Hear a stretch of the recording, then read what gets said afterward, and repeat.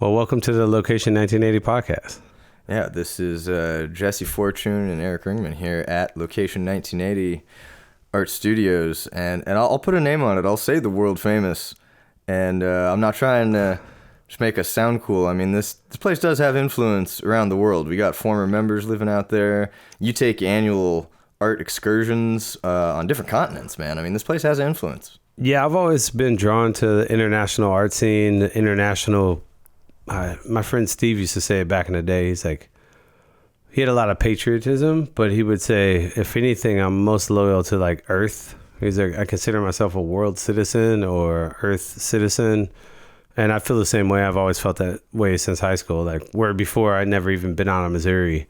I was like, I want to go everywhere, do that kind of stuff. And now that art has opened that door, it seems to be happening more often than not that those links are more important. It's like the world's getting smaller, so why not be more familiar with, artists in Prague or Rio, as opposed to just being, nope, we're staying on the block, like it doesn't make any sense. Especially if you just if you post something and people around the world are looking at it, why not make that a real life situation? Yeah, well, it's a two-way street, right? It's like a chef, traveling around the world, understanding different flavors. I'm sure you're getting that perspective doing artwork and just hearing what's popular and what people are into. And absolutely. Well, before we get too far, though, regarding the vast spectrum of the world fame that is Location 1980, we could start with like a basic introduction. Yeah, tell these people what it is. Yeah, like Erik said, I'm Jesse Fortune. I'm the, I guess at this point, the sole proprietor, owner, one of the featured artists, founding member of Location 1980, which is an art collective in Southern California made up of a what someone has referred to as a historical building in the west side of Costa Mesa, which is technically true, that hosts at this point 15 separate art studios as well as multiple art gallery rooms, featured venue show spaces for fine art and every kind of art. And I'm here with Erik Ringman, my co-host, who is also one of our featured artists. And Erik, why don't you tell the people a little bit about yourself? Yeah, well, I feel like one of the new kids on the block because I've been formally practicing art for about 2.5 years in that entire time here. And the artistic temperament's always been within. I was drawn from a young age and whatnot, and just always creative, always thinking, but didn't get around to really producing properly until finding this place. And the way I found it was kind of funny. I was invited to an after party here years ago out of random coincidence. Didn't know this place existed, even though it was about 2 miles away from my childhood home. And a couple of years later, I decided to apply for a spot, thinking there's going to be a big wait list. And Mr. Fortune goes, well, actually, somebody just left. We got a spot open. You want to come check it out Friday? Well, yes, I do. And that was that. Yeah. And that was what, 2.5 years later? Yeah. Flown by. Yeah. Well, and then in my case, something similar. I was at a local bar. I had already left the kind of conventional, I have an apartment. I've noticed it now since I've kind of hosted multiple artists coming from all walks of life and all parts of the planet. But if you're local here in Newport, Costa Mesa, Orange County, there's like a gradual ascension. Like you're an artist and you're either like maybe at your parents' house or you have roommates, and then the art space becomes like either the kitchen, the spare bedroom, or usually in my case was the garage. You max out the garage or the outdoor patio, and even though we are in Southern California, there is a winter season. So you start looking for something else. And in my case, I had left conventional apartment living behind before I found 1980 as far as a art studio and a warehouse, something completely different, more commercial, more industrial.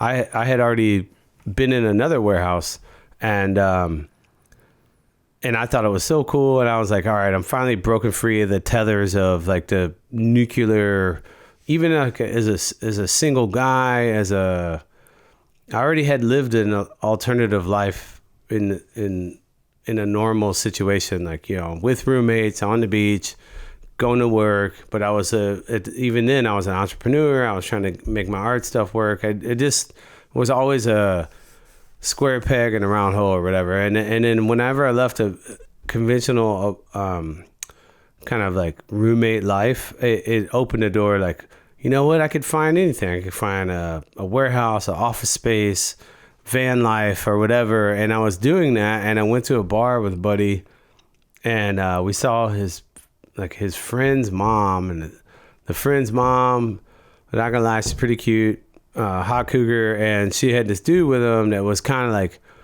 even in the conversation, he was kind of like big leaguing us, but he was an artist. He's like, well, I'm an artist. She's like, her name was Trish. Trish was like, Jesse, oh, you got to meet my friend. And I'm going to do a lot of, what do you call it? Impersonations. Surnames. Yeah, impersonations I could do. Names to protect the innocent, yeah. Yeah, so she says, you got to meet my friend. He owns an art gallery. And he's like, what's up?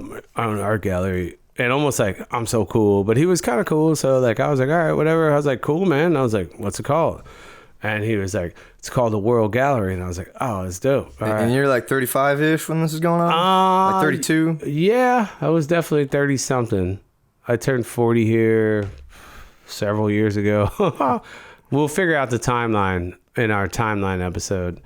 But in this case, it was the general notion of like, I was at this one warehouse space maybe a mile from here, and I thought that was already cool because I was there. It was above a screen printing shop, and like just like knowing that like there's a cool office downstairs, and I was up there, and it was like on a busy street, and there was like a spiral staircase and these big bay windows. It was all everything that was not a normal, like not only just housing situation, but or a office situation or art studio, real art studio, something that would be much more commonplace in New York or San Francisco or any big urban environment where you could find a warehouse. Like even when I went to school in Kansas City, a lot of the kids would have like warehouses in the warehouse district, and you go to the parties there. You're like, oh, why don't we have this? Why are we in a 2-bedroom with a basement? Yeah, for suburban OC, it was pretty novel. Yeah, and so when we found it, or when he goes, all right, well, this is what you do.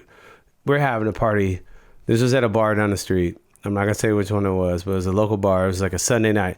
He goes, next weekend, we're having a little art show. You should come by. So I had a scooter at the time. I rode my scooter over here. The place was dead. Nobody was here.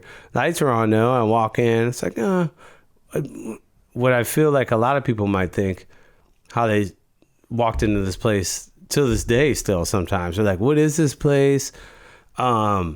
Is this the right door? You know, I mean, is that guy going to be here? Like, hey, this guy sent me here. Is this an art gallery? Yeah, because everything next to here is like places doing tires and like fenders and all kinds of light industry stuff. Yeah, and we are in like kind of this old school, what I know now from the history of our street and our neighborhood is that this is the auto kind of, there's a real rich history, even in this building, of hot rods and auto cars and auto sales and upgrades, speed shops. And so like at the time, but I didn't know that. I walked in, what is this? And I found a guy, and hey, welcome. And he didn't have any explanation. Like, it's a light crowd. And at this point, I had already been I've been to LA, San Diego, San Francisco, big art shows, small art shows, little, shotgun storefront art places. And this was still kind of unique because I was like, this is a really old warehouse. And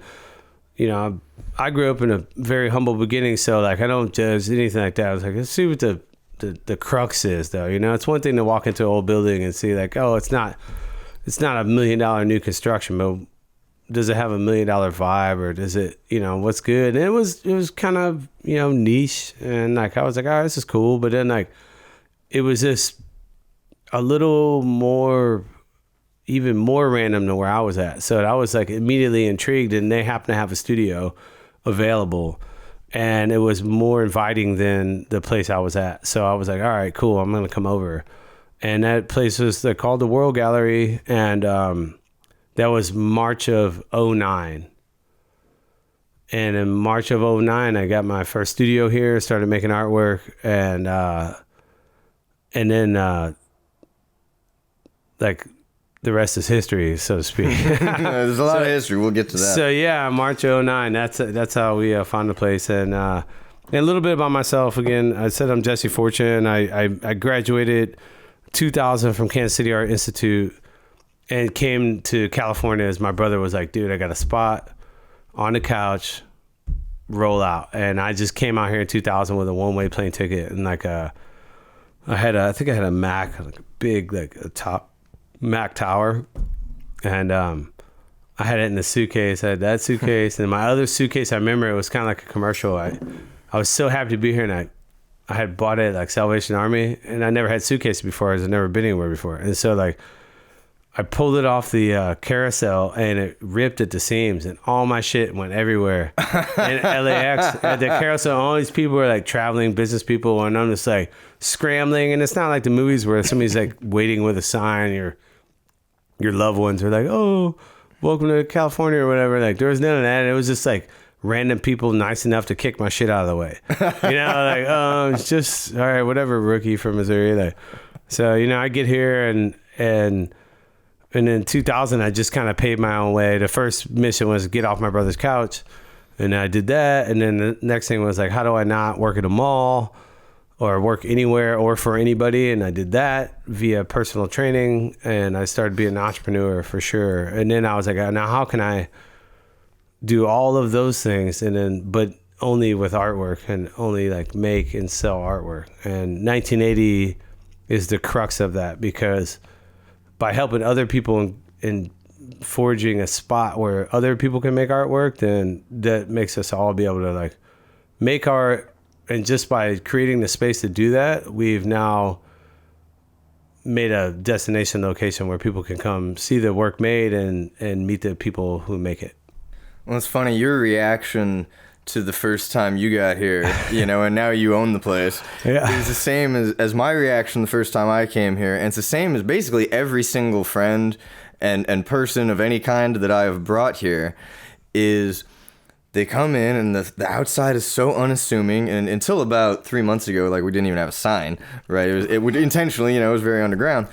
But everyone would come in and they don't have any point of reference in their life to try and slot this into a box of like, oh, this is similar to XYZ thing I did or have been to before. Even folks that are in the kind of alt community or the art world or that like, Burning Man, like who do weird stuff. Yeah. And they come in here and they're just like, dude, what? And so they get this kind of blank stare because they don't have any folder. They have to in their mind to recalibrate. slot this in. Yeah, they got to write new material, like make new space on the shelf to put this in there, and they keep walking through because it's narrow but a long deep property, and they walk back and they start seeing more and more and more of it.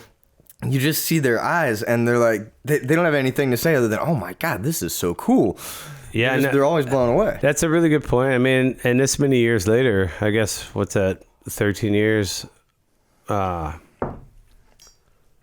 March of 2023, I guess I can't really do the math, but 09 to 23, is that 14 years now? It's going to be in March. So that whole time I've seen it happen. I've seen it happen with, like you said, people that are all communities or have been.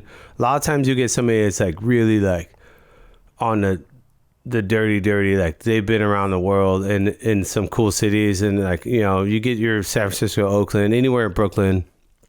I got lucky because I got a mentor who lived in Brooklyn in the 80s and 90s and like in like a real heyday of art. And that's something where you'll catch every once in a while somebody is like wants to be familiar. Like they get the aha, like, oh, I know what this is. This is crazy. It's going to be great. But it's so few and far between, and it's like, and I felt the same way, like, especially because some of the stuff, like, when I first got here was kind of off-putting, like, oh, it's like a lot of stuff or a lot of things in a way, and like you can't really navigate. And then since then, it's kind of changed. It's a little more open and welcoming, like, so, but you still get that same kind of dumbfoundedness, and it's a good thing. It's something. Well, as long as it's on this location, or if it's transferable to that level of culture in a different location, I'd like to bring that notion because it catches people with their pants down, and then you kind of give them that little kid moment where like the first time you walk into like a big toy store, we're like, this is all toys? Like, no shit. Like, and it's the same thing here. It's like, this keeps going. And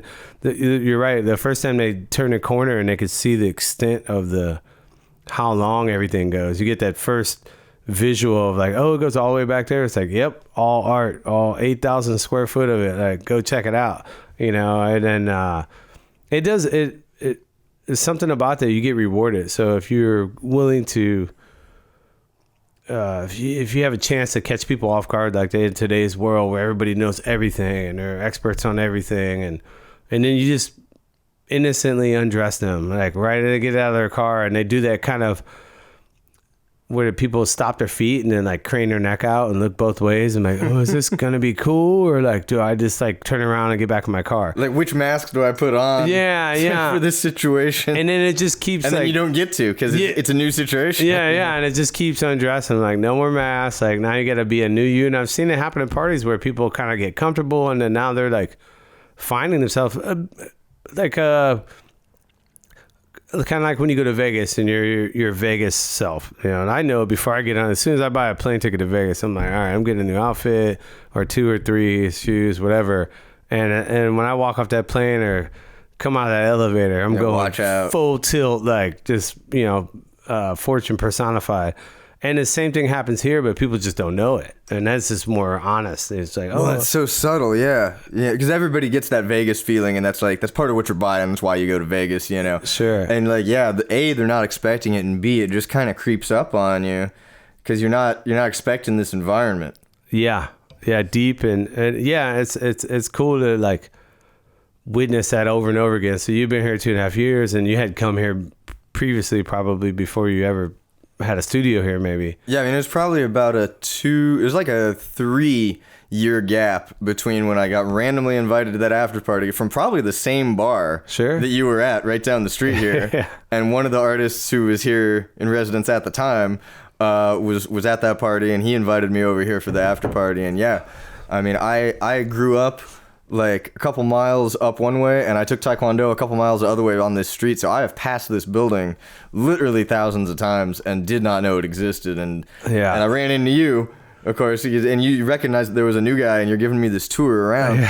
And you're just pulling back the curtains, and I'm seeing everything, and I'm like, this has been here the whole time? What the hell is this? Yeah, it's the number one thing. I've been here for almost every major show we've had, but like you mentioned, I travel quite a bit, so sometimes I'll be gone for a month or 2 months or 3 months, sometimes consecutively. And when I'm gone, we've kind of finally built a culture and a vibe to the point where, and it's always been one of my points, like I don't want to have to be here, like hold hands, or there would be a weak job of empowerment, or the fabric wouldn't be that rich if I had to be around to like make it cool. In fact, it should be cooler sometimes when I'm gone, because like new shit could happen, and as long as it's in the guardrails, which are pretty broad and loose, it's pretty flexible. Yeah.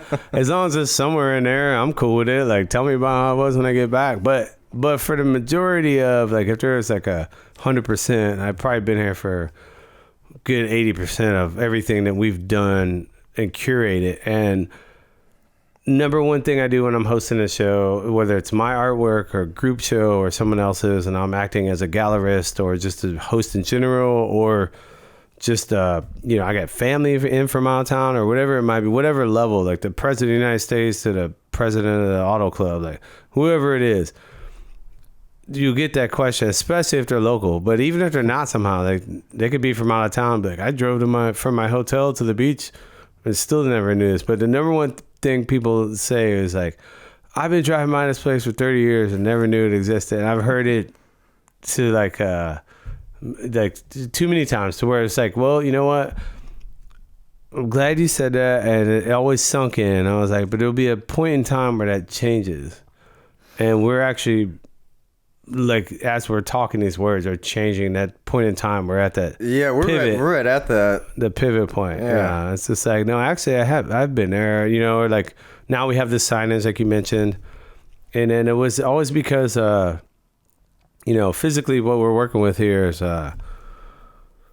almost, let's say, because for those listeners that aren't familiar with 1980, we got I don't know, 1940 something built original California redwood construction barn. Essentially was made for building boats. So it would start in the front. You start crafting a yacht, and then by the time it hit the back, which is 300 something foot lot, long and skinny, like shotgun style. Property's only probably 50 feet wide, maybe 60 feet wide. But it's 360 feet long, so it's super, super long and skinny. And they used to start boats in the front, and by the time it got to the back and hit the alleyway, it was going to the harbor. And so since then, this building's been mostly like something to do with cars, a gas station, speed shop, auto body, all these things that revolved around cars. And even when I came here, it's all compartmentalized. So everything was chopped up. So as long as the building there is no visual line except for the driveway where you could see how far it went. And there was all these little divisions. And sometimes it could be handy, but when we kind of took over the lease on the property, we basically saw like some of these old things that were kind of cute or kitschy, or at one point maybe necessary because there's multiple people leasing the building or their little section. And once we kind of blew through all that, we're like, well, let's just start removing some of these little barriers. And like, it's funny because they were both physical, but they were also spiritual and like mental. Like just a wall or like some old, heavy, wet looking thing. Once it's gone, like the air and the light can shine through. All of a sudden, guess what? Boom, creativity sparks. So we spent our first couple of years just kind of basically rehabbing the building and like rehabbing the property lines and just getting the space back to like what it could be, or taking it to a whole new level, which we have at this point. And then in the meantime, which is also cool, not just happened here on this property, but the entire neighborhood, coincidentally. If we could have guessed, I mean, you could throw a dart in the dark that we were going to pick the one spot in Orange County that would be possible to have a gigantic art warehouse in the middle of multiple neighborhoods that could support like local artists without having like a angel investor or like, deep pockets or anything like that. Like it's simply, without some kind of serendipitous coincidence, it couldn't happen. Yeah. I don't say it happened because now, like, not only did it happen here, but like I said, the whole neighborhood, now there's, we got the most popular coffee shop in all Costa Mesa directly across the street. Literally across the street. Shout out to Moongo Coffee. We love you guys. Big fans. Been there almost every day since they've been open. But not just that, then they rezoned the whole place. So now there's like, it used to be all light industrial. Now there's, $1 million 3-story contemporary homes that are a few doors down that simply didn't exist when we took over. Yeah. Literally a couple of years ago. Yeah. So now there's like, not only just the neighborhood facade is changing, but the culture, because now you got people walking the dogs and the babies, and and you got also like affluent culture. It's like, I don't know if there's a happy gentrification, but this is it. I mean, there's part of the neighborhood that's holding on. It's like, low to middle income, multiracial. There's definitely Mexican American, Latino culture, but there's also like rich white people moving in, but it's all happening at once. And it's all in a very tight, interwoven space. Yeah, I mean, like around the corner here, we got like those little bars and things over there have changed ownership so many times. Because I'm a local, right? Yeah. I've aside from college and a year in Hollywood, I'm born and raised right here. I spent 30 years like right here. And there's that one, I think is it the El Conejo? There's the little Garibaldi. Is that what it's called? Yeah, the little Mexican dance hall. I think there's... And that shit has been there longer than I have, while every single other business around it has changed hands like 4 times in the last 10 years alone. They're holding it down. Yeah, that's the thing. It's because they're doing a bang-up business, yeah. Shout out to Garibaldi's. Like it. Yeah, so tell me about like the neighborhood from like when you're like 17 or something, because I know where you grew up and where did that have the same impression? They used to call it like the kind of like the back door to the beach, Placentia, versus staying on the 55. Oh, absolutely. So I learned a lot of that from the locals, but absolutely, because like to get from here to the house I grew up in, you literally need to take one turn. Yeah. Like you would take this street about, I don't know, 3-4 miles or something, and then you would turn right and go about 2 football fields, and there was the house. Is that a country club or what is it? Yeah, right up there. You know how it hits me? It's that horseshoe. Sure, yeah. And it hits Adams twice. Yeah, it was right inside the horseshoe there. And so like I said, we'd come down here going to Taekwondo and stuff, and 17th Street, you know, the best kept secret. You can go to the middle of the summer, and the whole rest of town is covered in tourists. That's the one place in Newport Beach that'll be still locals only. Yeah. And yeah, I mean, this was all, like you said, it was all industrial. I mean, there's places you could get plate glass windows. There's speed shops. There's all kinds of these little metal fabricators. I mean, I got a camera rig that would plug into the trailer hitch on my car, fabricated over here. And I was like a kid, and my dad's like, yeah, I know the place. Yeah. And just takes me down to some spot, and I describe to the guy what I want. And, he sees it. It's like this 13-year-old kid asking for it. He's like, $40 and it's yours. Yeah, it might have been 20. $20 and I'll do it. He was just happy to make a kid happy. Custom bumper mount. Yeah, and he just welds together this thing out of a couple iron pieces and got a little plate on top. And then I was all happy because I could slap the camcorder on the car, and have a blast doing my little Ocean's 11 scenes. But how'd that video come out? That one's on YouTube. That's we can talk about that another time. All right, sweet. But, yeah, I had all kinds of fun doing that. But yeah, I've definitely, the biggest change of those I don't know, they're condos, apartments, whatever, but these like 3-story things, and it's like being, like you said, in Brooklyn, where the roof is accessible and they've got those strings of light bulbs hanging across there. Yeah. And you can hang out up there looking at the stars. None of that was there before. I did read an article, I think it was maybe like Huffington Post or something. It was some link, I clicked on it.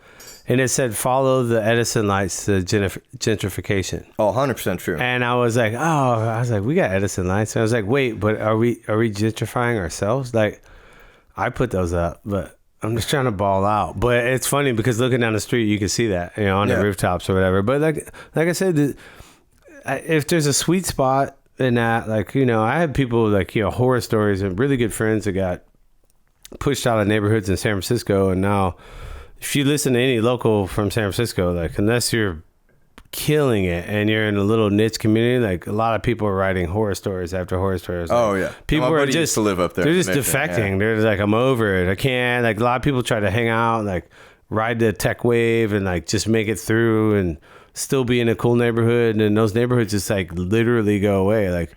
There's full sections of San Francisco that are only still called that just because of the street names and stuff, but they're no longer what they used to be. Little pocket neighborhoods are just, and so I hope that this doesn't happen here. And it doesn't seem that way because it's as fast as it's happening. It's kind of everything's happening at once still. There's no full on. I think there's room to grow. That's the thing. Maybe in 10 years it'll change, but right now all the aspects are fine. There is new young money coming in that can afford a very small shotgun 3-story, probably not worth $1.3 million building, but it's right there. But they got it. Hey, I'll never count anybody's money. That's the kind of deal you're fucking with, and you can buy that and be happy. Sweet. But also 2 doors down, there's old buildings that have been here since the 40s or 50s. And they're still going, and some of those businesses are still going. Some people only go to that one mechanic, no matter what, for sure. Generational. Oh, I got one. Yeah. And so that stuff still exists also, but it's I could tell now just by being one of the old guys on the block, because when we first came here, the World Gallery was already about to be 3 years old, I think. I'm not sure exactly the full history, but they were on they had already peaked out, I could tell, and then they were on the way out. But that being said, they had there was this whole art little scene happening. There's a couple other pockets of art stores and stuff like that, and then that kind of went away. And when we first started, we were much more broad kind of venue, so to speak. We would do whatever birthday parties, We still had always an art gallery, but we Yeah, were, but I mean, you've married multiple people here. Yeah, like, man. All kinds of 50th birthday party. That was one of the most unhinged parties I've been to out here. Yeah, I mean, you got all kinds of stuff. Yeah, we could do a rundown real quick. So since we've been here, we've done anywhere from 2-year-old birthday party to 80-year-old birthday parties, multiple wedding receptions. We've done every holiday. We've done New Year's Eve. We've done speakeasy, Halloween. We had Mark Farina here, which was pretty dope. That's probably one of our largest gatherings. We've done Super Bowl, poker, charity events. We've done high school art shows, which has now become an annual thing for the high school seniors in the local school districts. We've done local skateboarding charity events. We've worked with any number of nonprofits, from surf to skate, and everything in between private events, corporate team building. So we've done it all. We're just here like kind of poking along, trying to get it done, trying to stay relevant and build our deal. But in the meantime, there's a lot of places opening and closing in the time we've been here, like several times over. So you're thinking like, whatever we're doing, that's fine. But I'm kind of also watching just as a, businessman that's keeping the doors open and the lights on. And meanwhile, just like, checking out the hood, like, all right, these people are balling out. Then they come and they go, and you're like, oh, whoa, that was quick. I mean, Hurley, for example. Yeah. Hurley and Nike, gigantic company. And it's just as quick as they were here, and they built this mega contemporary warehouse complex. Well, and Hurley, that's a hometown brand, right? Exactly. That's a Costa Mesa born in a garage brand, right? Right, and it went like a rocket to the top, of the surf brand industry, and just as quick as getting in bed with Nike. And I don't know the whole corporate situation or who sold what or whatever happened, but just like that, their like little 30 building complex got. I don't even know if they still have a presence there, but then now all of a sudden there's like 40 companies in there. It's not just Hurley and Nike. Now it's Electric Bike and some other things. Shout out to Electric Bike and Hurley. Say every other business Nike. in here is an electric bike in this area now. Which is great. I mean, it's fun, but it's just, my point is just in the short time that we've been here, so short time, it's like, 14 years, but in that time, as the neighborhood grows, some businesses fold. It's kind of like this razor sharp marketplace, like it's just something like I hear in the Midwest when people say, well, isn't California so expensive to live there? It's like, it is, but you also can make a lot more money and you can make it quicker. So the market's like, here. The market's faster, it's like, so you get a good idea. You can make money fast, but you also can blow it and burn out quick too. But fuck it. Let's roll the dice. Yeah. Or you could just like, whatever, kick back on the porch and like, Well, this place will let you do the latter. Right? It'll let you kick back. Like, New York won't let you do that. Right. You bring your A game or you get fucked. Yeah. This place, if you bring your A game, it's going to be awesome. But if you don't, it'll let you, like, kind of hang on somehow. Yeah, like, maybe it's just the weather, I think. That's probably a lot of it. Yeah. Like, if it was a little more harsh, I think that would be a quicker timeline. But I had some really good advice to a homie of mine. I still had my last retail job. My first job was for a vitamin maker that has a 3 initial name that sells vitamins in this mall down the street. It's this big fancy mall and it's outdoors. And I did it in college, and it kind of taught me to be a salesman, which is good because it taught me how to, kind of sell art and just be in a retail environment. And it was just a good way to crack the code and having a job in California. And like, I had already been familiar with it in Kansas City before I graduated, so doing it out here was like, all right, I got that licked. I can do that 40 hours with my eyes closed. But now we're in a much more affluent place. People are spending, a couple $100, and might as well be walking in with black cards buying vitamins. Like, oh, this is easy. Like, what are my sales numbers? Great, I'll do that before 10 in the morning. It's like, oh, we open at 9. Like, don't worry about it. I got it. And then I got to meet local kids, and one of the kids, he ended up being an educator, but he was local like 3 generations. I think his grandpa like lived in Newport, and then his dad, and he was like went to Newport High, and he was like dude, he's like, and I was fresh off the boat, like out of Missouri, and I was just like, at the time I lifted a lot of weights, and I was definitely athletic, super jock, but I was all about art. And at the time I was trying to, I was basically being a personal trainer to kind of get out of employment status and be self-employed. So I was all about lifting and just being outside and like hiking and biking and all that stuff. And he's like, dude, did you learn how to surf yet? And I was like, no.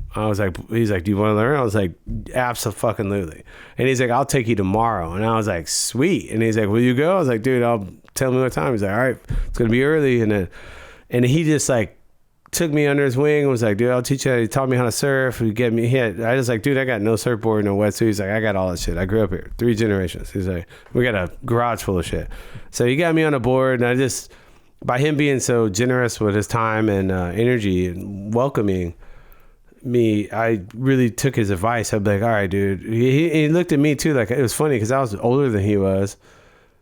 And I already been in 7 years of college and, a little more diverse background. So like, here's this like young kid that's basically silver spoon, which is, I'm reluctant to take too much life advice from no hard knock motherfuckers, it's like, all right, what is this kid really going to tell me? But one of the things he said, he goes, careful with Orange County in general, but especially Newport. He's like, it's a very slippery slope. It's a palatial prison. He's like, I've seen people smarter and cagier than you, not knowing you that much, get chewed up and spit out. He's like, you got to watch out. He's like, because you think it's all fun and games until you're out of money or you're in debt or whatever it is. But then it's like, oh, I just want to keep trying to keep up with the Joneses in the social arena. And it's like, there's obviously a ton of people around who get lost in that. Yeah, and it just keeps going. And it's like my former business partner used to say, he's like, the party's going to go on with or without you. So you don't feel obligated to be there because it doesn't give a fuck about you, basically. And anytime you want to let it rip, then you could jump right into the party. Which is kind of a beautiful microcosm for the universe at large. Yeah. Yeah, the wheels are in motion. Like, you don't have to be the one running the treadmill. Like, and but when it comes to this place, like in Location 1980 in general, like I think I've kind of brought that lesson into play with artists. Like, I've had the benefit of having really good art mentors and life mentors, and I've also been able to be a mentor, and I'm currently a mentor to a lot of people, loosely, I guess I would say. But in this place, confirmed, yeah. In this place, while you're under this roof and part of this culture, the mentorship is fully activated.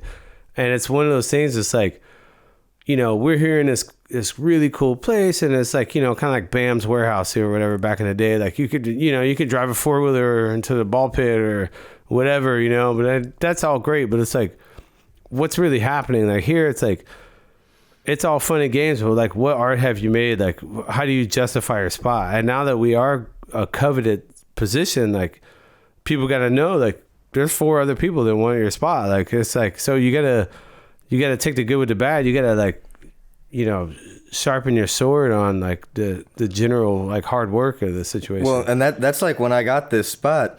I think the day I came over, because I came over once to take a look, and instantaneously I was like, yeah, this is the shit, dude. This is like absolutely fucking perfect. And then it was like, okay, yeah. Then I was like, I'll be back tomorrow. We can sign papers and I can give you the money. And you were like, yeah, I got one other guy that's looking at it at the same time. And I was just like, I got cash. Yeah. Yeah. When in that, I got cash in hand. That's a good notion. And then a little bit after I got the spot, then you also said to me, you're like, man, literally within the week after you called me, I had like 5 other people coming looking for spots. It happens often. Excuse me. We have a few spots open now, and it'll be the same thing. It'll be like this, damn, like, can't find anybody. And now it's more about the right fit, because we have so many, what are in the sprocket? Cogs or spokes? Teeth. Yeah. On the gear? Yeah, there's enough teeth making the gear go around that, like, 1 or 2 missing teeth is it's not gonna stop the wheel from going around. But that being said, it's because of that we don't have to like take the next person. just because they sign up or just because they have cash. Just because they appear. Yeah, I mean, I could have 3 other artists that are already here. Like, I'm not even going to do the interview. You guys do the interview. You know, do you want to have this person around our working environment? Well, that's kind of how you got me in here. And I've told this story to a lot of people, right? Is that's the moment I could see it turn, is you were giving me the tour around the place, and you brought me in to the main room up in front. And Lauren, who we'll have on a very near future episode of the show here. Shout out to Lauren. Big, humongous shout out to Lauren. So Lauren was in there, and Amy was in there too, I believe. And you basically tossed me to the wolves. In like, these are 2 folks that I've never met before in my entire life. Yeah. And you gave like just enough introduction, you know, for it to be cordial and formal and proper and everything, and set me up into conversation with them, and then. Not just like energetically in the conversation, but physically backed up. Yeah. And it was like I was now swimming on my own. There you go. And I was kind of so in it that I didn't notice what I'm about to say until it was over, maybe even until like a week later or something, or a month later. But it was like you were watching how I was, because it was like, yeah, we had the interview, you and I, just chatting, and that was grand. That was great. Yeah. But maybe any idiot could do that. The stopped clock twice a day is right. But then you threw me into this random situation with 2 of your other very trusted members of this community. Yeah. And just see how I was going to do in this completely unscripted, impromptu situation. And then, I chatted with them for a few minutes. Lauren brought up Burning Man, and that was like a huge point of connection that obviously we'll talk about a lot more going forward. But when then your and I conversation resumed after that, there was a whole shift that was different from everything up until then. And I could tell in retrospect that you witnessing how I performed with these people that you really value and trust, and who have themselves been artists here for several years before I even showed up. It was like, oh, that's when I really passed the test. That's when it went from, hey, this is a guy who's like kind of intriguing, he's an artist, he maybe does some cool shit, whatever, to, oh, okay, yeah, this is the guy. Yeah, it could work, yeah. And it's a sink or swim. I mean, shout out to my former business partner, really good friend, Brett Douglas. We had a lot of sayings around here, from old country stuff from Missouri, like half of it's made up, half of it's somebody's grandpa said, we don't know. But when we adhered to it, it still meant something. It's still to this day, it's like walk fast and carry something, chop wood, carry water.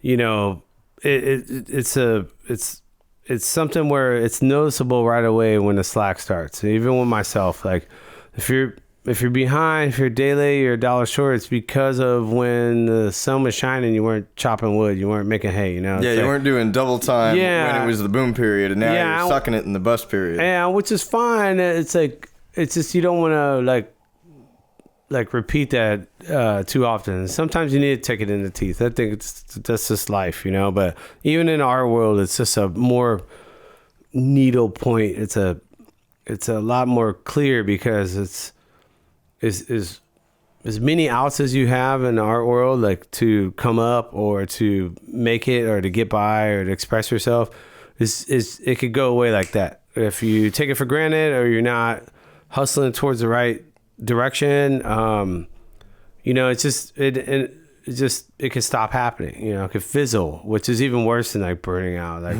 it's like a rock star, you know, it just hangs on the same old song or whatever. Some rock stars would be like, absolutely fuck that, and they kind of slowly rush. Yeah, it's like, no, it's like, I'm gonna try something new, you know. And then this place kind of does that. A lot of artists have come and gone. I tell people honestly when they come, like, because the only thing I know for sure, as long as I own the business, you're gonna come here, you're gonna make work, it's gonna be great, but good, bad, or indifferent, you're gonna leave before I do.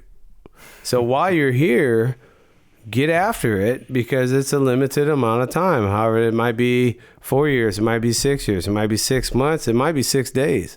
But that's the litmus test, you know. It's because eventually you either got to level up out of here or help this place level up, or unfortunately, for the most part, people can buckle because they brush up against real life.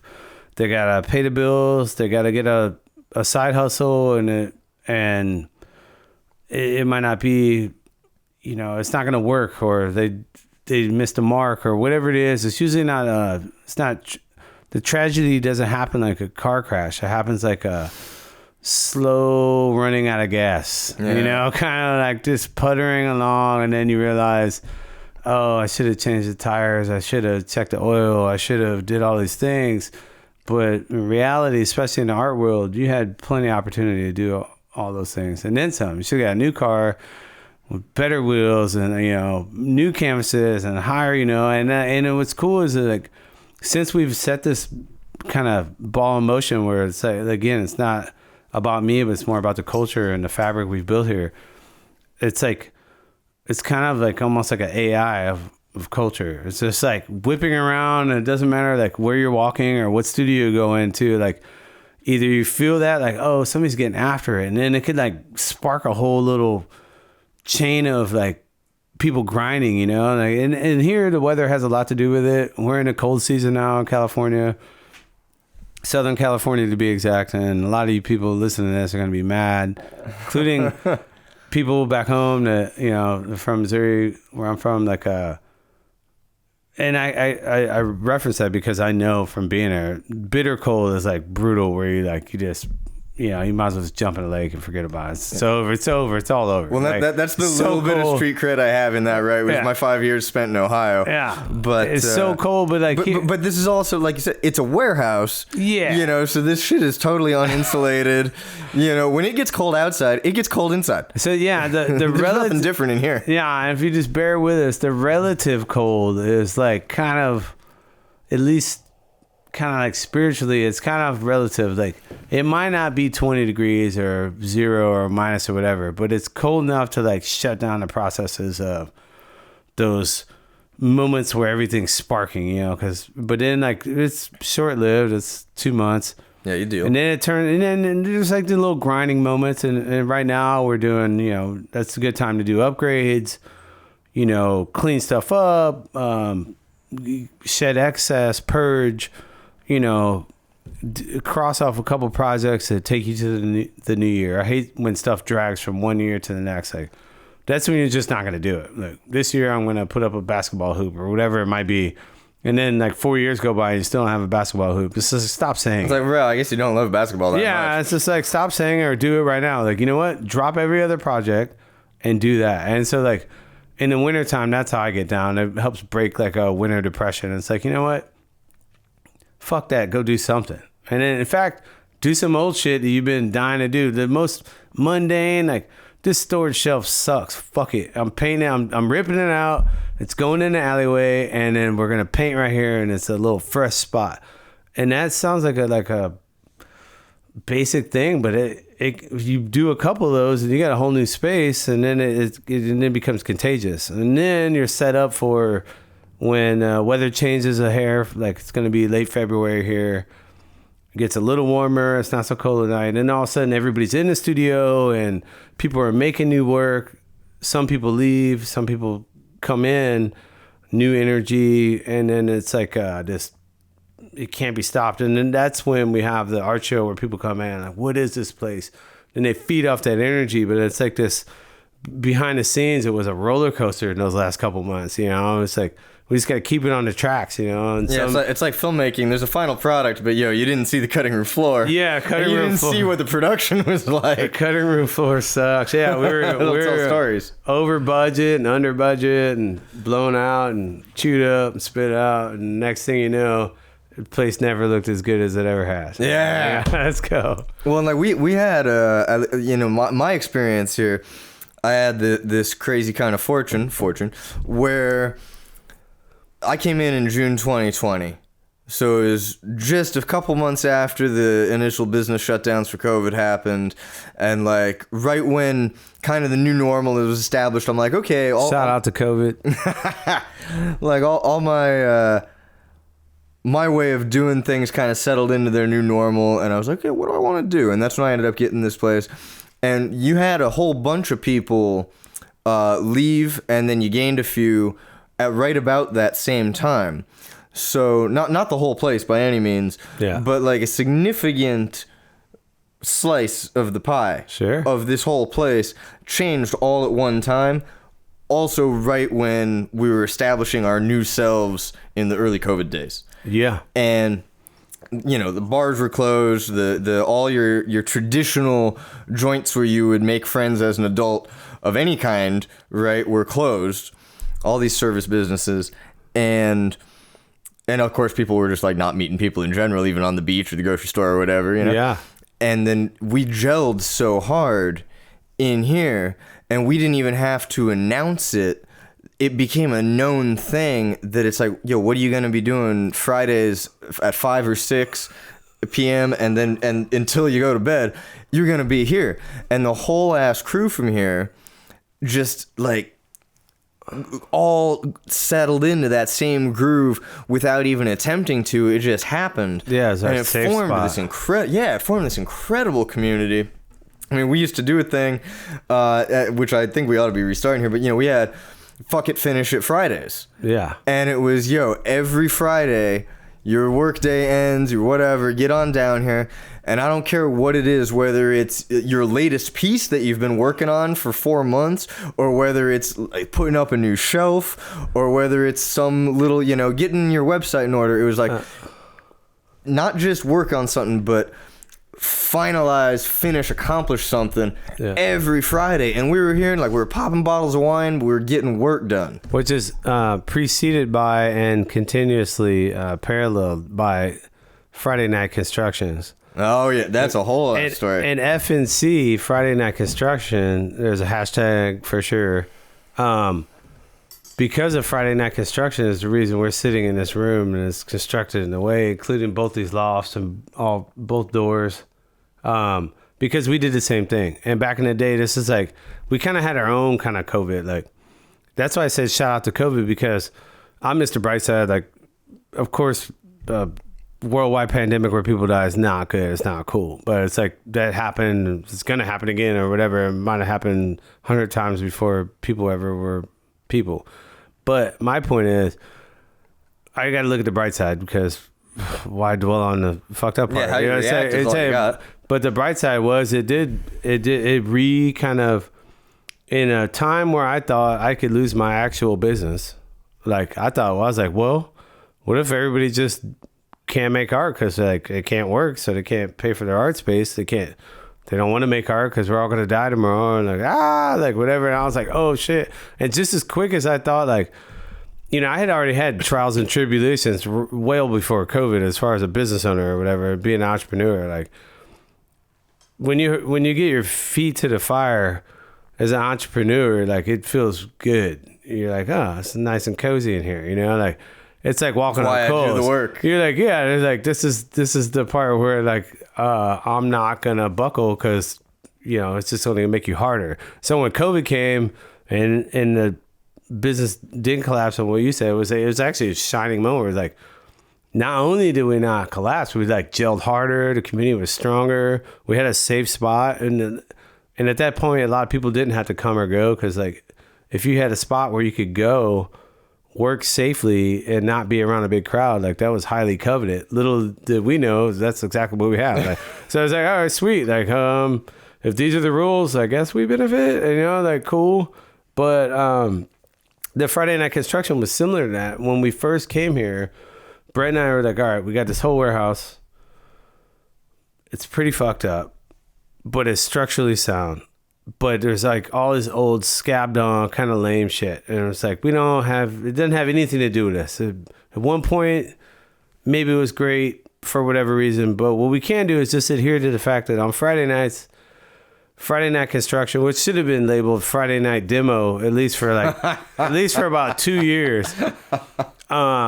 We demoed stuff, or we put our tool belts on instead of going to the bar, which we had done the previous like probably 6 or 7 years, even, you know, before I got to this warehouse. Yeah, like been there, done that. Yeah, it's just like, you know what, like, we're on this treadmill of life where it's like, again, like, things are too good where you're not like challenged, and it's like, it's one of the things where like sometimes just a physical space, like when I was a trainer, I used to tell people like, you know what, let's get out of the gym and just walk to the beach. Like, we'll do a workout down there, like, just to shake it up. Like, it's so potent. Like, if you're stuck at your computer every day, like, go somewhere else, do something else. And like, ironically enough, here, this place was big enough to where it's like, we didn't have to go anywhere else. I mean, we could just walk 40 feet and be like, here's another fucked up project. Let's do this right now. And we could spend less money at Home Depot than we would at a normal night at a bar and get 5 times as much done. You know, and that's when I got real familiar. I wasn't no stranger to like working with tools. And I've done, before I left Missouri, I had done multiple manual labors, you know, paving streets, cutting grass. I worked at an auto factory like my mom. I was no stranger to hard work or gnarly work, but it was different this time. This time it was like specifically to craft our environment. And nobody was telling us we could or couldn't do it. It was like, what do you want to do? It was like it wasn't a blank slate. We had to work to get to the blank slate. But while we were doing that, it kind of helped shape the vision. And it was one of those things where it was like, we kind of like put ourselves on quarantine just out of sheer like brokenness and proximity and like dimension. Like we had so much space and like we had all the time in the world, would it seem like at the time, but it all boiled down to those Friday night constructions, which then I guess graduated at some point to fucking finish it Friday.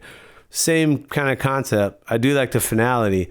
And a lot of times when we did Friday night construction, like the jobs were like gonna be done like that weekend or whatever, but we had to break bread on Friday night. You know, you go to Depot, you get the 36 rack of Bud Lights and whatever necessary supplies you need, have a safety meeting and get after it, you know, put on the hard hat. We built a tool shed, you know, and I actually made a painting and I still have. I think I want to ship to Brett. It's got to be one of the first pieces I made here. We should do this as our first guest. Is it that one with the skill saw and stuff? Yeah. It was a still life of tools we used that mostly were handed down. People felt really sorry for us. Like we had some friends who were like, you know, at the time, like fledgling, affluent, and they were just like, yo, what are you guys doing? And we're like, we're just going to rehab this whole old warehouse that we don't own. And like, you know, like, why would you do that? And it's like, well, why not? You know, it's like, you know, like, certain times in life, you're never going to get back. You're not getting back to time. But like every time we would craft a space or whatever, like this many years later, it's all so worth it. Like 100-fold, millionfold, just to be sitting here and being able to do a podcast, which didn't exist when we started. When we started in 1980, a few things that didn't exist. I think Facebook barely existed, but there was definitely a transition between like MySpace and Facebook. I didn't have an iPhone when we first came here. I'm pretty sure we both had flip phones. There was no Instagram for sure. We had DVD players. We had a rotating DVD collection of like Big Lebowski, Pulp Fiction, Fight Club. All the essentials. Pretty solid. We're never mad about it. A couple other things I can't think of. And yeah, there was no, I don't even think they had gift cards yet, man. It was like, it was rough, bro, but it was kind of cool. It was like, just kept it simple. But I mean, then seeing all this evolution where it's just like, it makes me embrace it, you know, especially having to do this long format. Like, you know, you got to kind of flesh it out, the experience. And then you realize like, oh, there's a lot of experience. A lot of experience. Yeah. Well, you said to me one time, and then I've repeated it like dozens of times to dozens of different people, right? Because I think it's a common phrase, but then it concretizes it, the truth of the matter so much, right? Is that your literal blood, sweat, and tears are in the walls of this place. Like all 3 of those fluids are literally in the walls of this joint. Yeah, amen to that. I mean, no doubt, not just mine, but definitely Brett. And there's times where he and I were just shoulder to shoulder, 2 guys in a warehouse. I mean, we almost called our LLC that, like two fuckers in a warehouse. Like, and you know, in fact, speaking of Facebook, it popped up recently, and you know.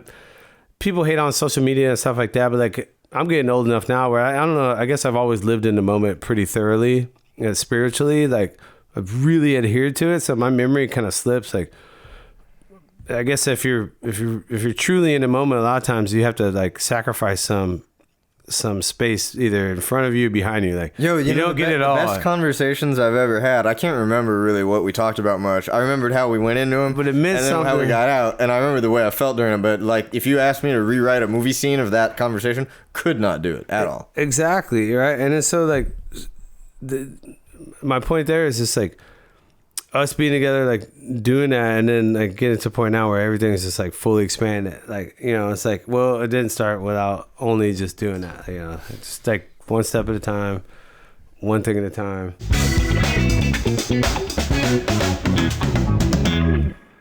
That might need to become my new ringtone. And we're back. In summary, we talked a little bit about how we got started in 1980, which would for sure go in more in depth. How you got started in 1980. What we should clear up is what is Location 1980 currently. Yeah. Some of the things it has been are neither here nor there. But now we're in the present. We've made it through COVID. We got signs on the front of the building. We are absolutely no longer underground.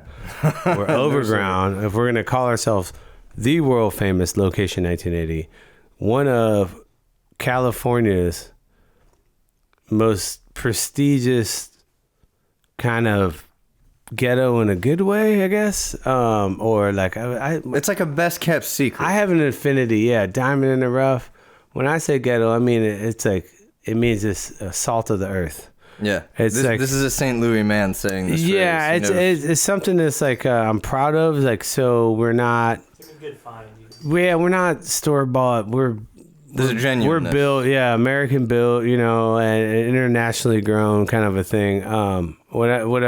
My point is, we are one of Southern California's finest art communities, and it's all organically grown.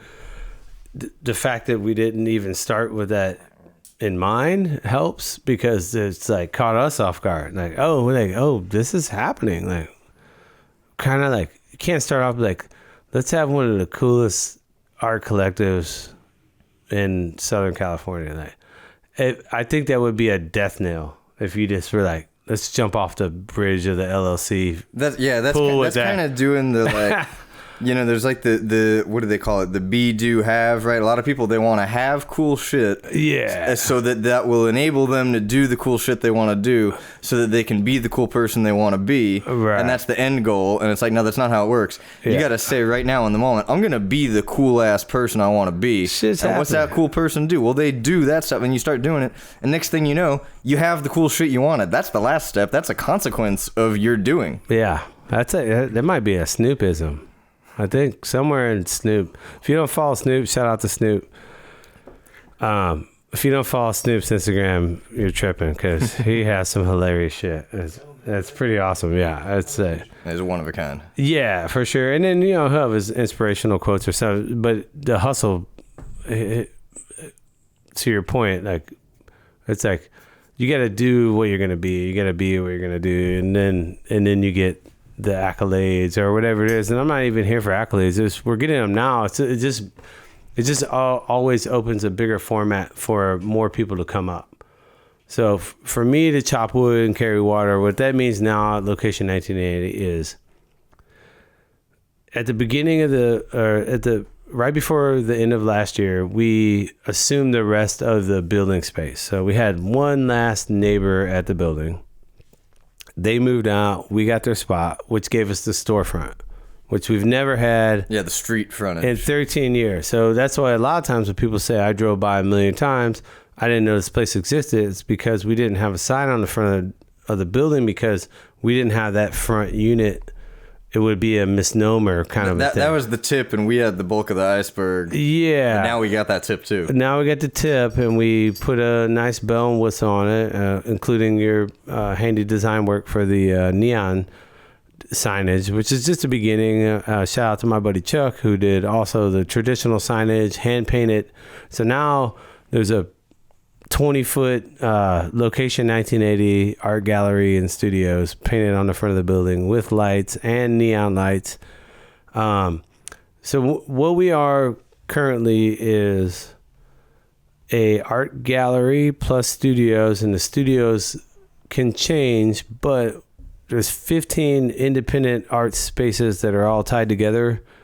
I think it's 15. It changes, and some of the stuff has rolling walls and moving doors and sliders and stuff. So yeah, and that's how alive the space is even that number of people that we can habitate here as working artists has changed. Yeah, it changed. You know, the capacity for resident artists. Also, we just did our annual holiday show, which we had 20 other guest artists. So we've been a master of using our indoor outdoor spaces, and currently we're reconstructing one of those 32-foot spaces.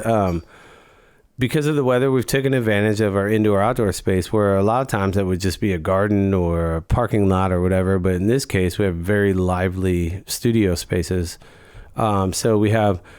And we got plants all over the place. We got plants on wheels.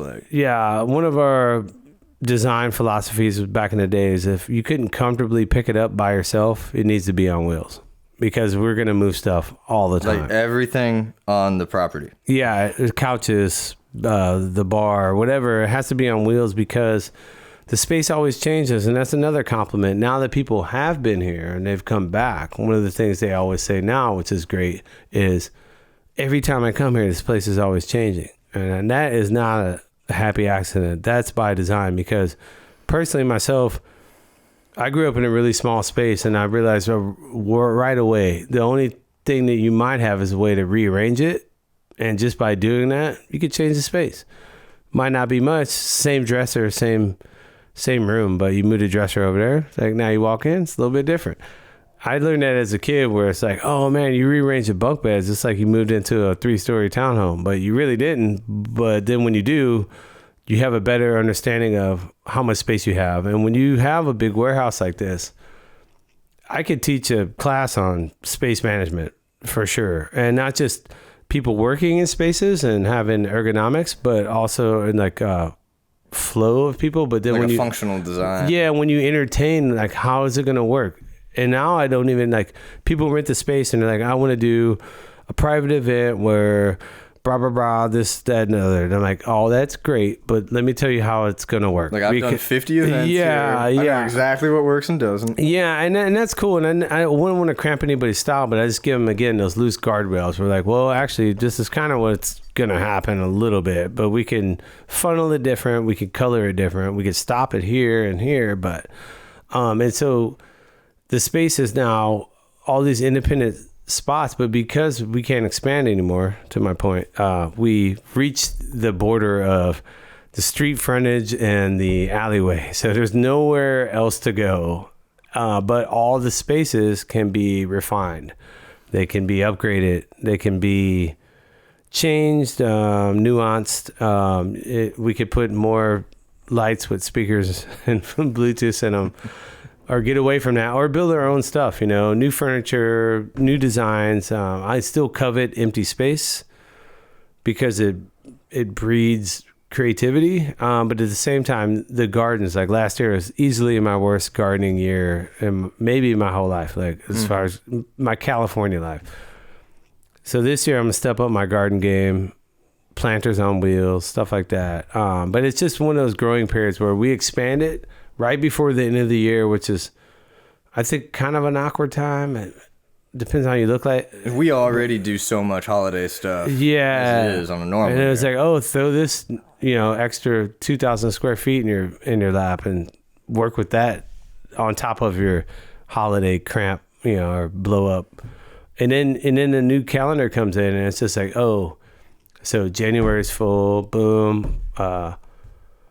Not only do we have the ongoing art exhibitions and 15 art studio spaces that are always being upgraded, changed out, but then on top of that, we do workshops and classes with, and the figure drawing would be referred to as life drawing or figure drawing workshop, uninstructed. There's no teacher, but it's been a staple of our community from the very beginning. And so, and you've even produced a book about that. Several, yeah. Shout out to meetup.com. which Meetup is a great resource if you move anywhere or if you're visiting a different city and you want to find a hiking club or open mic or art workshop. You just go on Meetup, you search, what you're looking for in that vicinity, and I guarantee you something cool is going to pop up. Cool stuff to do other than going to the bar. Yeah, and not just that, or activity. going to the local museum or whatever. You can find like-minded individuals, and I'm here to attest that some of those Meetup affiliates and people are still here 13 years later now, 14 years later, coming to that same workshop. In the meantime, we've had another 1,000 artists come and go. I'm just here for the weekend from New York. I wanted to draw while I'm in town. Boom, you come in. So we do figure drawing workshops. We're about to get into some ceramists. So we have a new kiln. We have a couple wheels. We're gonna get into art education with adult one-on-one. So like what I found is my friend Scotty calls me. He got a big kick out of this when he's like, "You're an entrepreneur, but you're an artist." He's like, "I think we'll call you an artistapreneur." So I'm giving full credit to Scott because Scott, he came up with that. But I think I'm an artistapreneur, like he said. But one of the things you got to do is just keep finding out what's next or whatever, like what's happening and what could be here. So you leave the schedule kind of open, like. What class would you want to take here? What workshop would you want to teach here? And a lot of the people that are older, so I'm 47, so I'm kind of like right in the middle, I guess I would say. Like there's people here, let's say there's artists that are 17, 27, 37, 47, but also 57, 67, 77, 87, right? And then what I found is a lot of older people have retired now, but people are in better health, they're better wealth, and they're bored AF. And I've seen dozens of older people who were at one point artistically inclined, but society chews it up. You got to get a real job. But then they did that real job. Now they're retired and like, well, I'm just bored. I want to do art. I've seen legions of people like find that niche and like go back into art because now they're retired, or people that are like, I never was an artist ever, but fuck it, I'm going for it. And then I've seen those people too, but it's just like this whole, the boomer generation where you're talking, hundreds of thousands, millions of boomers are like going to be around for another 20 years. They want something to do, but art is like, especially if it's not, it's kind of better like if you find art later because the expectation is not there. People like, if you're going into art school, you're kind of like an athlete. You were the best artist. Like I ran into this when I was in art. Like I was an athlete that became an artist, but I never thought I could be the best at either one. I knew I wasn't going to be a professional athlete. So when I found art, I was like, well, at least I could be the best version of me. And with creativity, you can't like win or lose a contest. I mean, you could get first place and win a prize and be published or something, but the real winner is, did you do it? Yeah, did you do your thing? Yeah. That's like different, novel, like better than anybody else. Then nobody else can do you. Yeah, and then you just won the whole contest. And so for me, like, I approach it as like a bit of a competitiveness, but it was already post like high school, middle, college. Whereas I can imagine if you're an accomplished professional for, let's say, excuse me, 25, 30 years, and then now you want to come to this art workshop or art class, like a Mommy and Me or Art and Wine night, and you have fun, and you find that, like, actually, it wasn't that hard. You can paint a stick figure. Shout out to people who say they can't paint a stick figure. I'll argue with you to the day you die.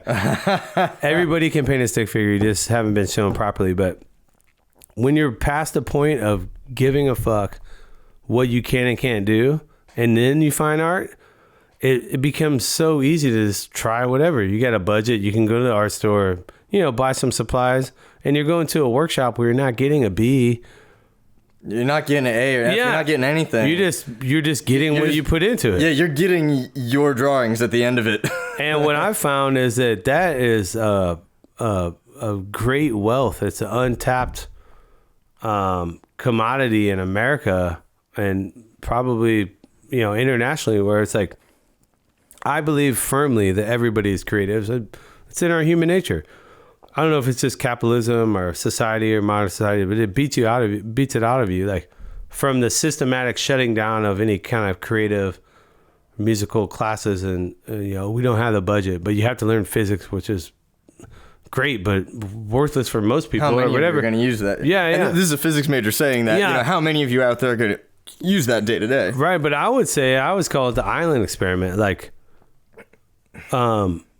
if you're on an island, like, the military guy or like the tough guy or like the alpha male, it's like, you would think, all right, you're on an island, everybody's got to survive. People automatically gravitate like a survivor or whatever. Like, oh, the biggest, tallest, most handsome guy. Like, that shit really doesn't mean anything anymore. It's like there's only so many of us and we only have so many resources. So my island theory is that actually the creatives are going to be the ones that went out, or at least like start leading the tribe. But it would only be to lead other people to show them that they're also too creative. When you have nothing but your local resources, you get creative real quick. Whereas in today's society, it's like people would be like, oh, I don't. I can't paint a stick figure, or I can't do this, or I can't do that. It's like, actually, you kind of can. And you might be better at it than you think. You just got to do it, And it's like, I like the fact when you're a little bit older, you don't care anymore. You're like, fuck it, Like, back in the day, you'd be like, oh, somebody watching. Now people are like, whatever, like, let's just go for it. So that's part of 1980s fabric. That's what I'm saying. We got art gallery space. We have a space where you can rent for your product sales or ventures or private functions in the art gallery space. We have studio space. We have classes and stuff like that. But overall, we're just having an environment where you come and being creative is... Yeah, you're opening the creative portal. Yeah, it's a first, second, and third thing, It's just like, even what really... like stokes me out is like when people come and they say, they'll be like, try to find me after an art show. There might be 100 people over here, and I talk to everybody, and I'm in the corner like trying to talk about a piece or whatever, and somebody will stop the conversation. Excuse me, hey, I just wanted to say, I'm glad I came here. This place has been truly inspirational. Like, I'm inspired now. I want to, and it's like, they mean it, like, I know it's like, that's like better than gold, Mm-hmm. like that keeps the lifeblood going, so that's what we are in a nutshell. We're just an open environment where if you're a fan of creatives, and like, yeah, everybody can be a creative, but other people are, they do what they do, but they support the arts. This place is founded for sure to this day on people that are willing to support the arts, like buy artwork, just come to a show. Sometimes supporting art doesn't mean like you're coming to buy the most expensive piece or any piece. It means you're gonna show up and give a good critique. Have a glass of wine, hang out for a while. Tell me about your life or whatever. But just be in the environment and like participate. Yeah, participate. And it's like, oh, it's like. At that show, we had every walk of local life here, like people come, every color, every age, every disability, every gender, everybody's welcome, In 1980, we've had artists that are from Germany, Korea, China, Switzerland, Brazil, multiple South Americans, multiple Latin countries, Canada, and I'm probably forgetting a few. So we got a guy from France doing a show in like 2 weeks, right? Yeah, French African, yeah. So that's just the kind of fabric that we're trying to paint here. It's like either you do an art show here or performance, or you perform at a show, or you do a private function. Either way, the space is like very creative. It's like, what would you make of it? Yeah, it's alive. It's malleable. Brett used to say, hey, because everybody used to get now they still to this day, and now that you've been here for a while, you tell me if you've heard this before. People get the case of the ushered. Like, you guys should do this. You should do that. I'm like, we should do a lot of shit. You're right. I wish we could do, a trampoline park or whatever. But but Brett used to say, well, you're right. We should do that. We should do that. Well, what would you want to do? And they're like, oh, I'd like to do a tea party. They're like, oh, you want to do tea party? High level, like, color it up for me. How would you do the tea party? They're like, I would do this and this and this. Like, all right, tell me more. And then they really crystallize it. You can see them because they're in a creative environment with no real, like, harsh judgment. And it's funny because he used to always say, he's like, I'm not an artist, but like, actually, like, what you're doing, that's like cultural art right there. You're getting this person to open up. And as soon as they would have that visualization, they'd be like, I want to do a high-end tea party where everybody's dressed up and it's going to be this and it's going to be that. And they'd be like, do you think 20 other people would come to that? And he's like, yeah. He's like, boom, you got to show, pick a date on the calendar. Let's go. You're like, oh, now you don't want to. That's really all it takes. Is people have got that energy within them, and they are creative, and it may not be, like, okay, there's a painting, there's art pieces all around us on the wall here, but like, that is one narrow definition of art. Oh, for sure. And I'm an engineer, right? And I'm obviously here, I'm an artist, and I think when I say that everybody is an engineer, because I've always felt that, right? Because people don't do dumb shit repeatedly, generally, at least. But like, people that are doing shit that's difficult over and over, they invent ways to do it better. The dishwasher was invented by a housewife out of parts that were in the backyard. Cotton gin. Yeah, exactly. And history is full of this, right? And those people were not by industry called engineers, but they engineered shit.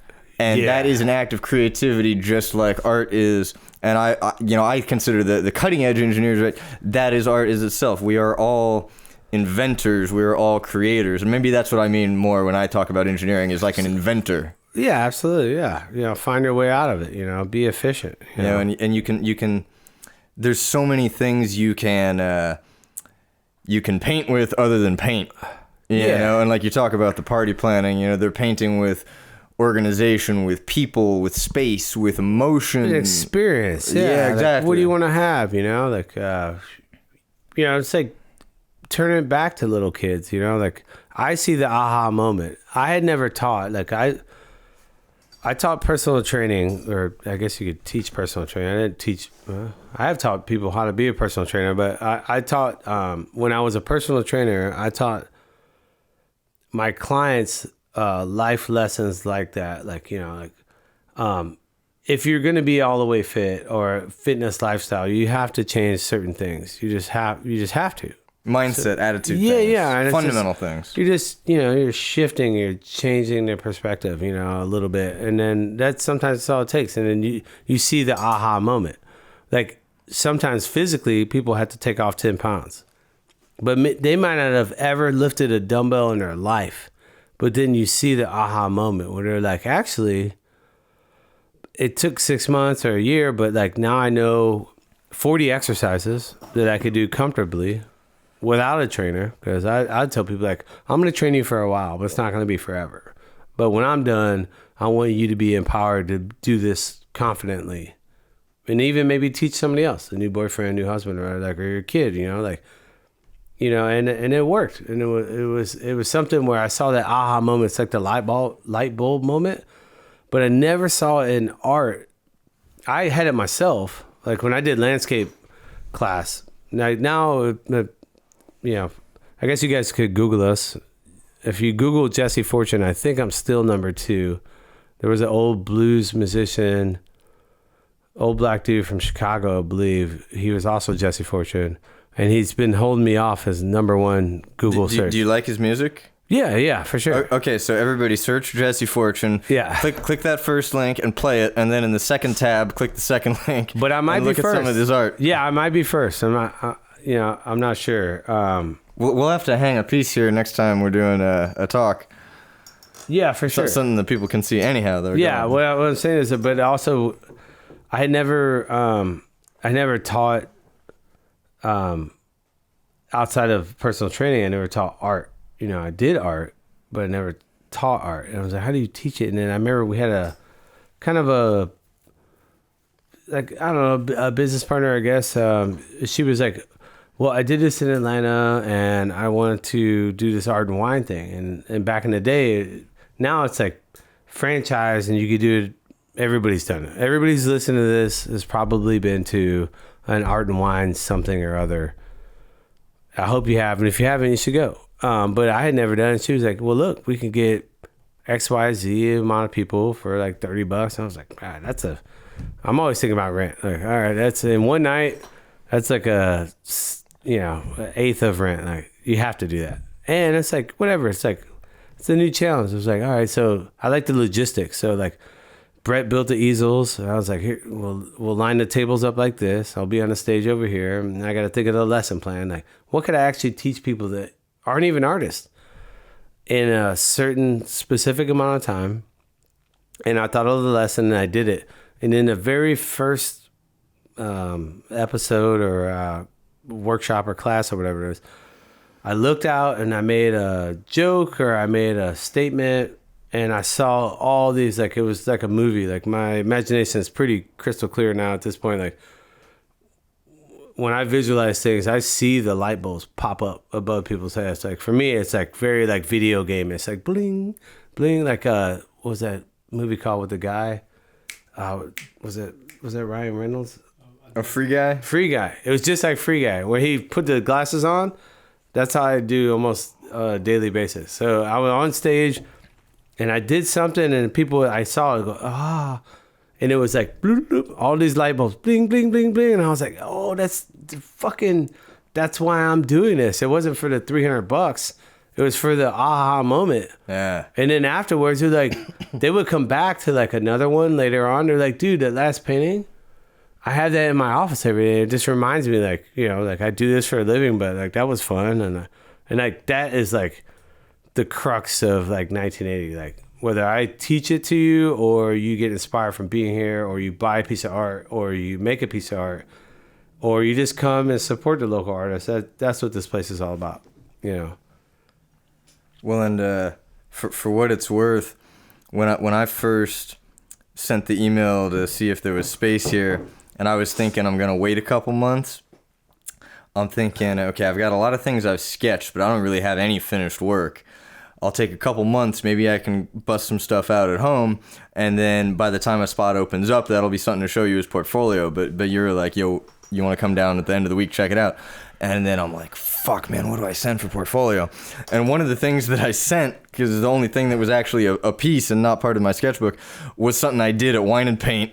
Perfect. Earlier that year, and that helped get me in here. That's great, dude. But speaking of that, show...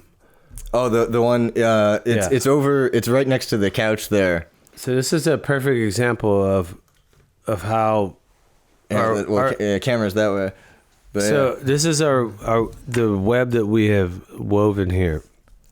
This is Jackie Danger's. This is... So she's one of the artists that's here also. Yeah, so this is Eric's painting, but Jackie taught.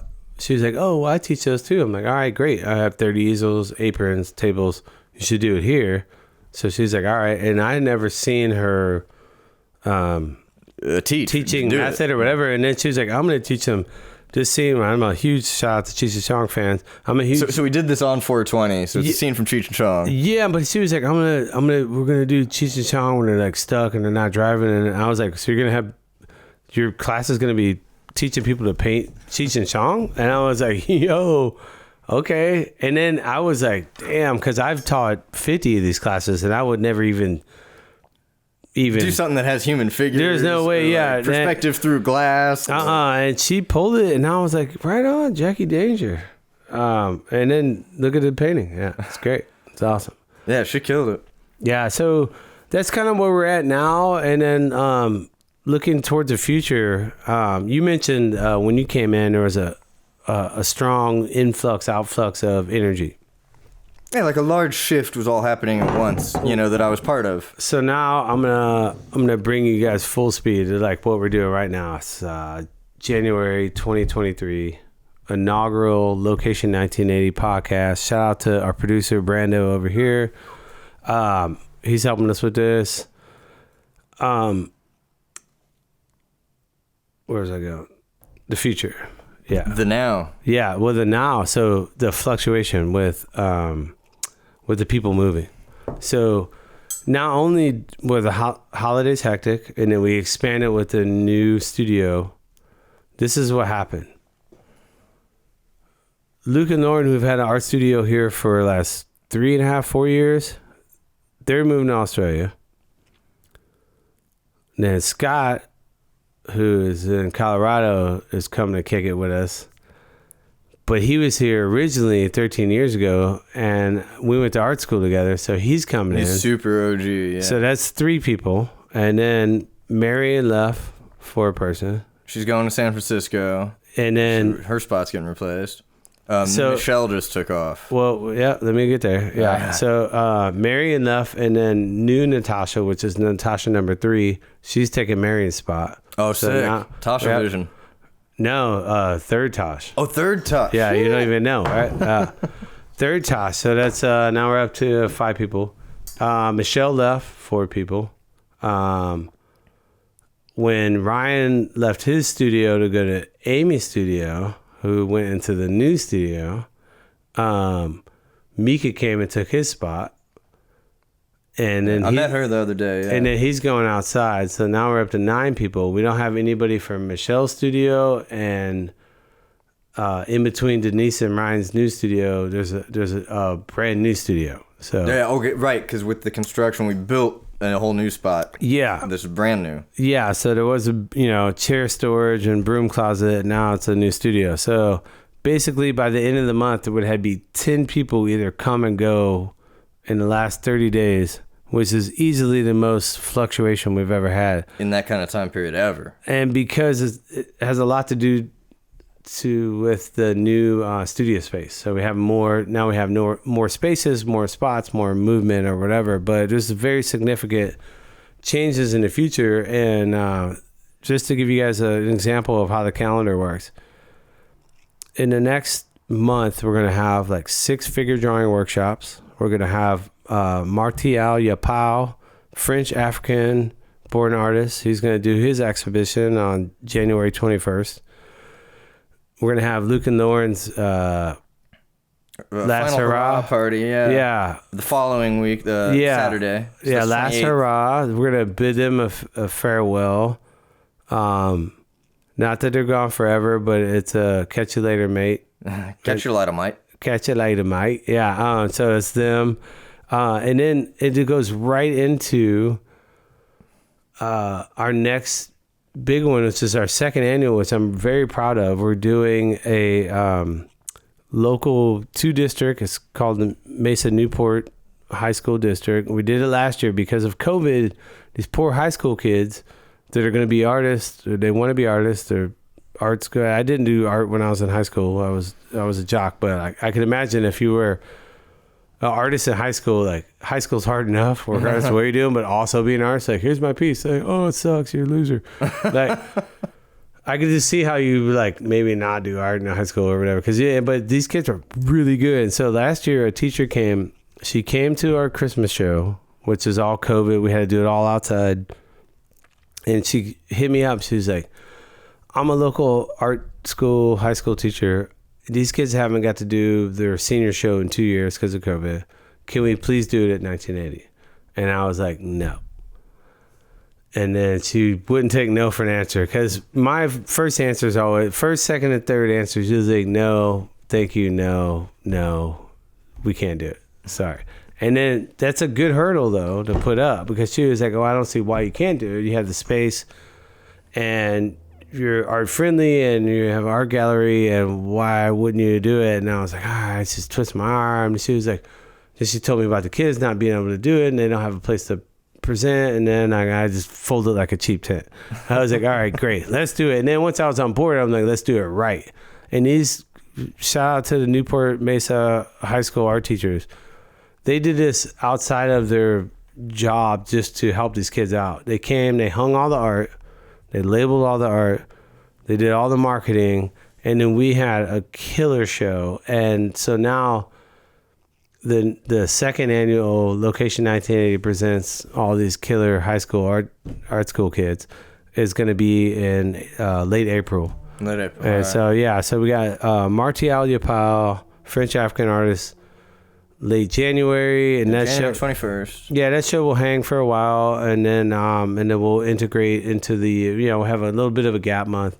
And when we do have gap months, we have enough kind of local talent in the building that we usually hang all of our work. I was gonna say, this is our most relaxed time of the year. Yeah, between like Christmas and about Super Bowl or so, then it's like time. Our little kind of recharge amongst ourselves period, because then it's guns blazing. Yeah, before you know it. So we go to the high school show, and then the summer shows. We might do a Salty Brushes too, where we have local surf artists come in. We kind of try to time that with the U.S. Open, but we're always open to local exhibitions. Sometimes there's pop-up solo shows. We have a new pop-up solo space, so we rent the very front storefront unit just for 1 month long exhibition. Yeah, and you're getting window frontage with that, so like that's a dope spot. Yeah, so there's TV, you can have slideshow going on. A lot of options, a lot of cool stuff, and that's where we're at. And we're also open for suggestions. We always do it to like, if you have a cool idea and you need space, that's what we have. We have it going on. It's a bit more refined now. More every day, honestly. Yeah. More every day. And I'm glad we got to start this, because I think we're going to do a lot more of these and share. This is the digital version that could be shared with the whole world of what you would get if you walked onto the property. If you walked onto the property, which we're also going to do, I think we'll ask Brando and the homies at Dark Brothers, Marcus and Enoch, if you guys can figure out a way that we could do like a 3D, a digital walkthrough, where I can give you guys listening, me and Eric, we can walk through and give you guys a tour of what you would get as if you came to one of the art shows. Why not? We got the cameras, we got the mics, and we could just kind of, instead of talking about it, we could show everybody. Yeah, show them what's up. Yeah, so, at least get a tiny little taste of it. Yeah, so that'll be our plans. Any closing remarks for you, Eric? Yeah, I think there's one thing that would be a good spot to close out with. There's that poster, the printout thing that you've got in the main Location 1980 2.0. Well, not that. Okay. That's some pimp shit. We'll talk about that in a way later time. But it's in the gallery, the main display gallery space. And I'm paraphrasing from memory here, but it says something along the lines of, when you buy a piece of art, you're not just paying for the panel, the canvas, and the paint that's on it, and you're not even just paying for the hours that went into making that. There's a lifetime of experience and seeing other art and making other art and everything. Failures. Yeah, exactly. Fuck ups. Trash, wasted material. Yeah, heartbreaks, triumphs and tribulations, everything, mountains and valleys that went into why a person would even make that piece, let alone having the balls to do the follow through of actually fabricating that piece. And present it, frame it, hang it. Yeah, and take on the vulnerability of going like, yo, here's my internal shit. Here's my most truest, possibly darkest self, possibly lightest self, but whatever, my truest self on the wall that I'm willing to show to y'all. Yeah, I'm willing to go into the unknown of what I've seen and pull it into the known through the form of this painting, this sculpture, this neon, this whatever it is, song, anything. Yeah, like that's what you're buying when you're buying a piece of art. Amen, for sure. Yeah, I like it, and even if you don't buy the art, you can at least tell the artist, like, hey, I like your stuff. It's like when you're watching YouTube, it's like, you don't subscribe to the channel, but you could click like if you like it, or even tell them something that that hit you. There's comment sections are full for a reason. Like, people like talking about shit they like. So once we do get a YouTube, the makers, smash the notification button. Yeah, ring that bell if you haven't already. But we do appreciate like you're saying, like that is what you're buying, and I like that poster. It was funny. It's from Paca. Yeah. Shout out to DCV. Yeah. I think it was something that we kept around forever, and then the actual poster was like used so many times it just got weathered. Yeah, but Xerox. Yeah, the point was, it's like that's what you're buying. You're buying all those things when you get a piece of art, and especially when you're in a position to buy it from someone you can meet, or someone that they're not too far away. You're not in like, this isn't Chelsea, or like, you're not in some far off gallery. Like a lot of people here, man, 1980, like I've been witness to both artists, their first piece either exhibited, i.e. the high school kids, or a 68-year-old person who finally got the courage. Like, I've been doing this as a hobby for a while, and they're gonna show it. So I've been witness to not only people showing their first works in public, but the art-loving patrons buying their first piece. Yeah. And if I could say anything, in 1980, that's where we can get down. Like, you might buy your first piece here that was quite possibly someone's first piece that was ever made or presented, or any litany of measurables. But the fact that goes on, all those levels that could happen here, you could buy your first piece, come to your first art show, meet your first artist without any trepidation. Like, we're not too highfalutin. We're welcoming, and at the same time, what encourages us to like have a safe environment for people to show their work. Also, at the same token, that's the same environment where somebody is like, maybe they never bought an original piece of artwork, but I've seen it happen here, dozens, if not hundreds of times, and I've seen people start their art collection here. Well, right, because there's not only people that didn't realize they were artists, they like hadn't admitted it to themselves.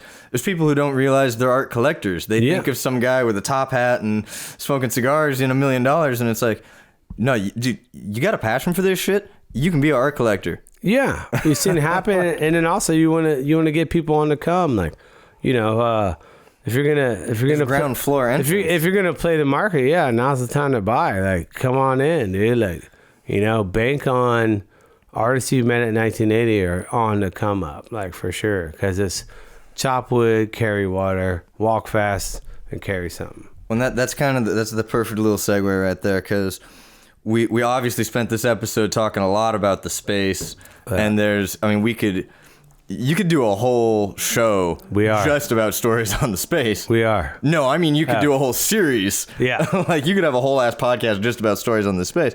But going forward, not only do we want to share more stories about how amazing this is and where it's come from, but we're going to be doing interviews with other artists. This is going to be a very alive production. We're going to be bringing different artists with brand new work in here. Guest artists from around the world. Local, international. Yeah, I mean, discoveries. With their piece. And we could do a real-time critique. Yeah. And then also, I think we could even do critiques of works that are found works. Maybe, from the local, whatever. We'll pick a piece up. I'm all about it. Like, we it's funny because we have an idea of what we're doing, and we're also kind of developing the idea at the same time. But we do know what we're doing. And if I had to condense it into an elevator pitch, I feel like it's the boots on the ground of the art world. Yeah. Because people that are not in the art world, or even people that kind of want to be, they think about like Jeff Koons with his metal dogs and stuff, which is dope. But it's like, what is it really that you're doing as an artist? Where's that merger of the creativity and the brass tacks? Like, what the fuck happens there? Yeah. And you want to find out? This is the spot. This is the spot to do it. Yeah, I mean, because a lot of times, too, it's just people listening to this. I think there's going to be a lot of people that are listening that won't go to the gala opening at the new museum or whatever. They won't do that. But they still, like, they're their son's an artist or somebody in their family, and they're down with art. But like when you take off the shine and you just talk to people about like, you know, this is the uncut version of like local artists. You know, this is what we do. Like, and then like people will say, oh, well, I'm you know, what's the phrase? Like, I knew you win or whatever. Like, well, this is the win.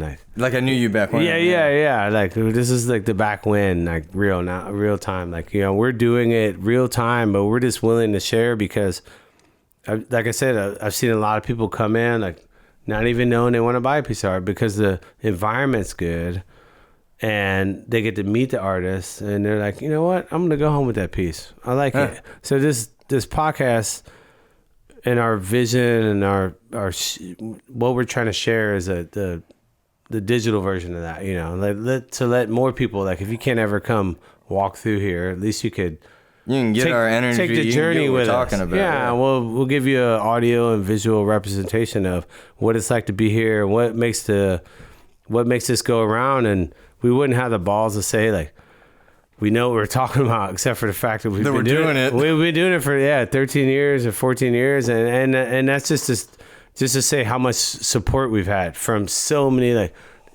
we were not even sitting at this table, and there's so many different, a wide girth of people were down to support the arts, the local arts, which wherever city you're at or whatever country you're in, you have local artists. I feel like you should like go to their show, support them, pat them on the back, be like, nice piece, bro. Or if you see somebody doing a mural, don't call the cops on them.